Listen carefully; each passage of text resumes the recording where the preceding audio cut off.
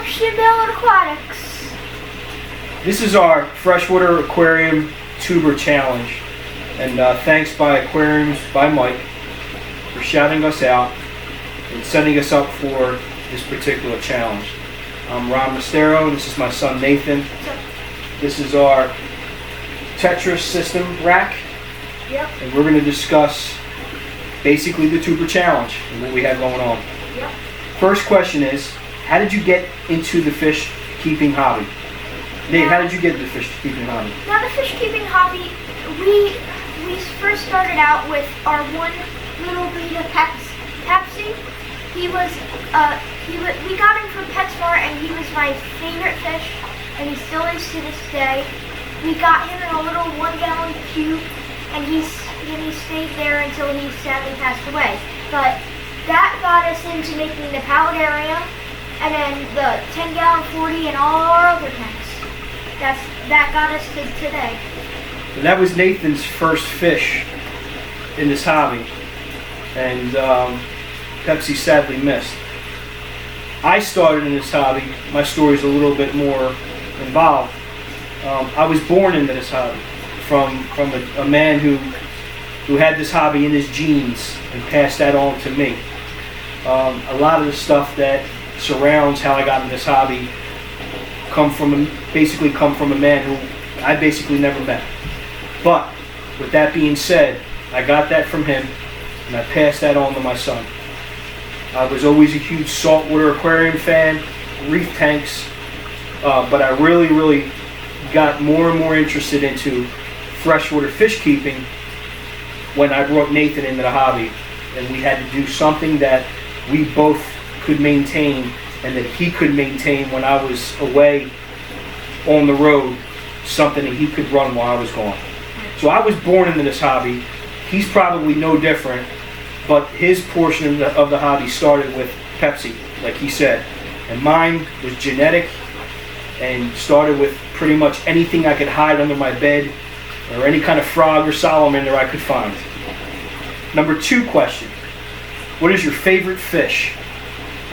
His favorite fish is saltwater emperor angel, or yeah. My favorite fish is the Pomacanthus imperator, otherwise known as the emperor angelfish. I love that fish so much that I probably would never keep one in captivity. I personally believe those fish should be kept and left in the reef, but that's a long story I'm not going to get into. But that's my favorite fish of all time. And I know his favorite fish is the beta fish. And the beta fish are also related to the gouramis. Gouramis are one of my favorite. And we have the male at the 40, which is banging. He's awesome. And the females are little girls. So pretty much any abatinoid is Nathan's favorite fish. Yep. But started with the beta, one off to the gourami, and those two right there are probably his go-to fish. Yep.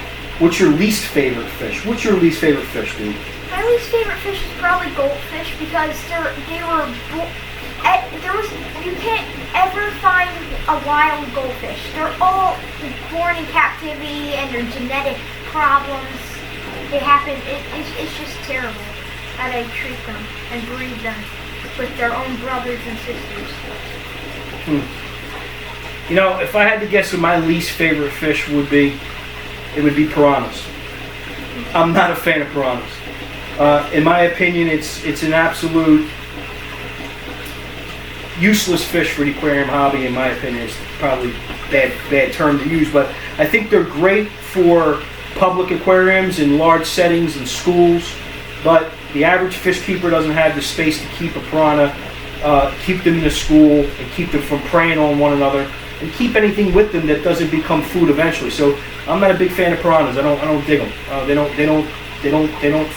don't flip my switch. What type of lights do you use?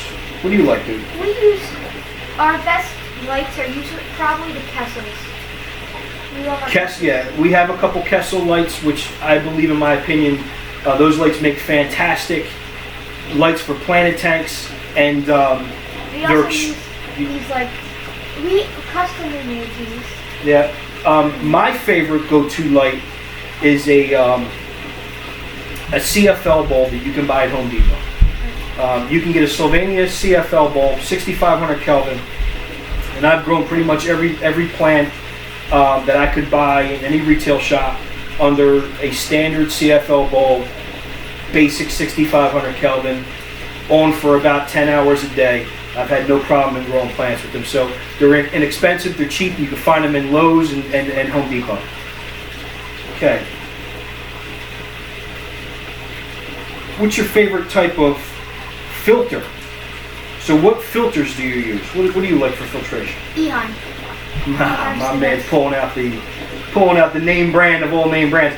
I gotta be honest with you, I love simple filtration. I love sponge filters. I will use a sponge filter in any system I have, no matter how big the filtration system is. My go-to filter is just a simple air-driven sponge filter. I love them. I use them in my system. I have a full sump, and I still have sponge filters in every tank I have except for my 2 paludariums. I just don't have the space for it, and I try to keep those tanks as natural looking as possible, so I don't want any filtration seen. So sponge filters are my favorite. Yeah. What type of tank setup do you like? Probably my favorite is the paludariums because they're half water, half land. No doubt. They're calmly full of plants. Then you can usually put big fish or small fish depending on the tank size. It all works out. And probably if the fish are big enough, you could probably put a few salamanders or newts in the water or land, depending on what kind of salamander it is or newt. You know, my favorite type of tank setup is the same thing that Nathan mentioned. I would do a 500 or 600 gallon paludarium with just schools of tetras.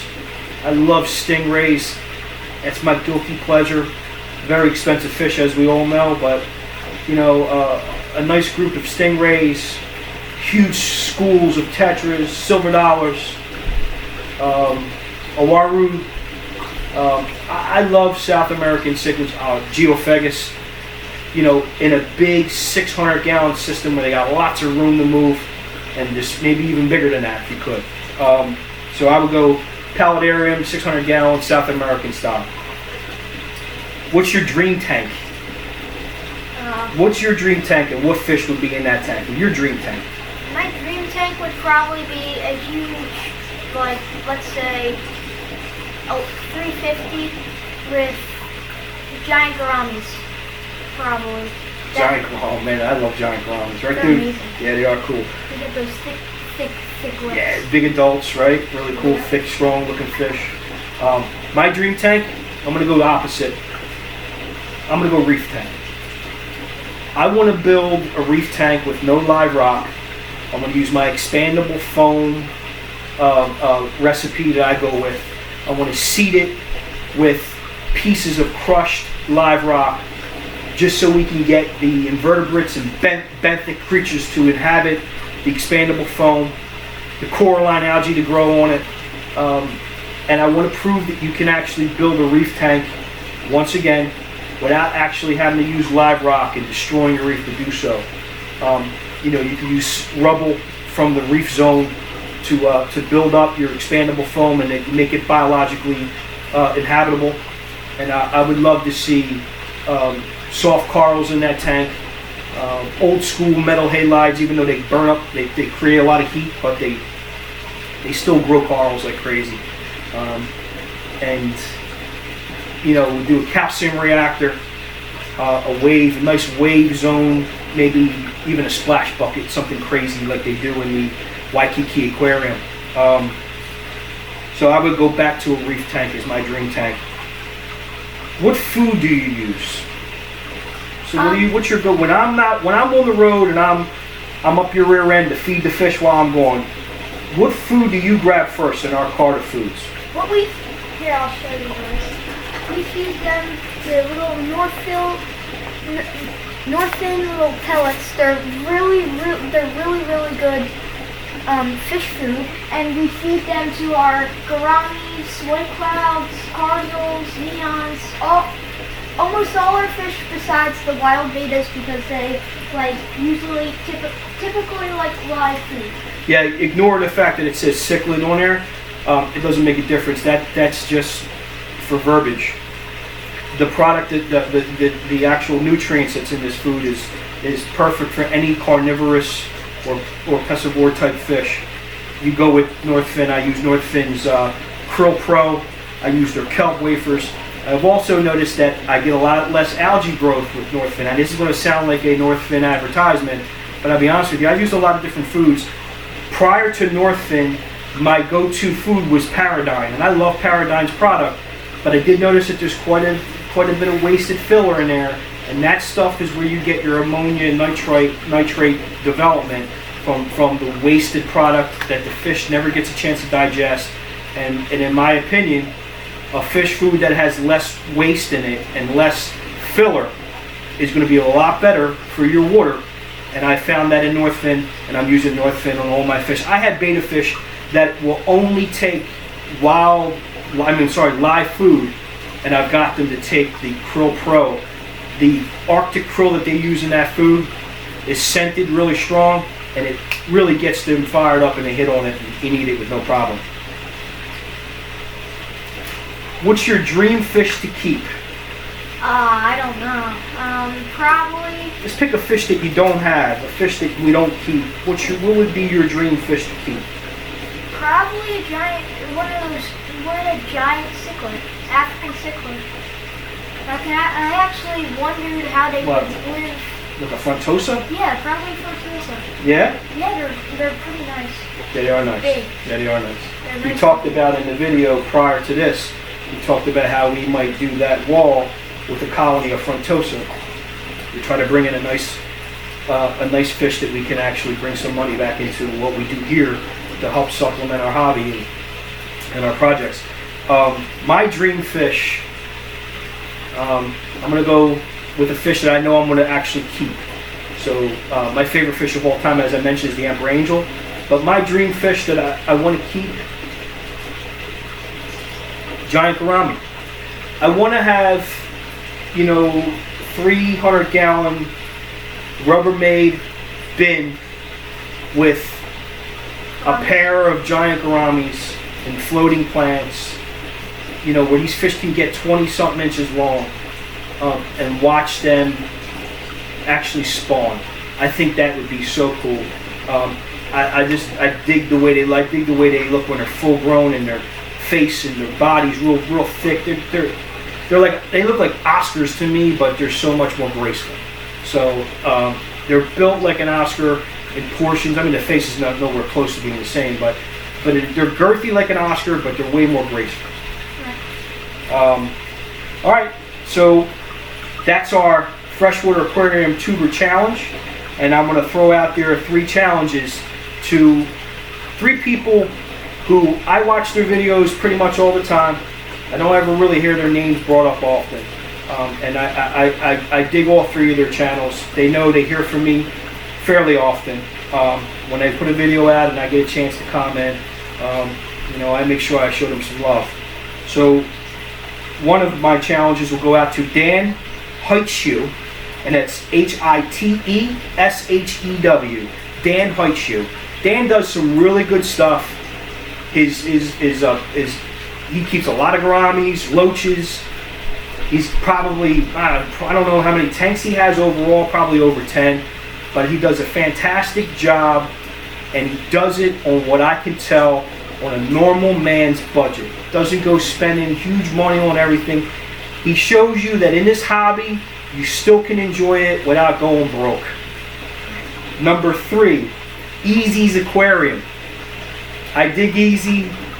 I like his tone. He knows I've said that in his videos. I can listen to him just go on about the aquarium hobby. He's another dude who does stuff that every man can do. I can do. You can do. He doesn't go bananas in things that we just can't obtain. Okay, not all of us can have 300-gallon aquariums in our houses. Not all of us can make 500-gallon acrylic tanks. That stuff is cool, but these guys do things that you and I can obtain every day. Carlos Diez. He puts out beautiful videos, documentary type stuff. He keeps live bearers outdoors in ponds. I like his stuff. The man is, in my opinion, extremely knowledgeable about breeding a lot of different species.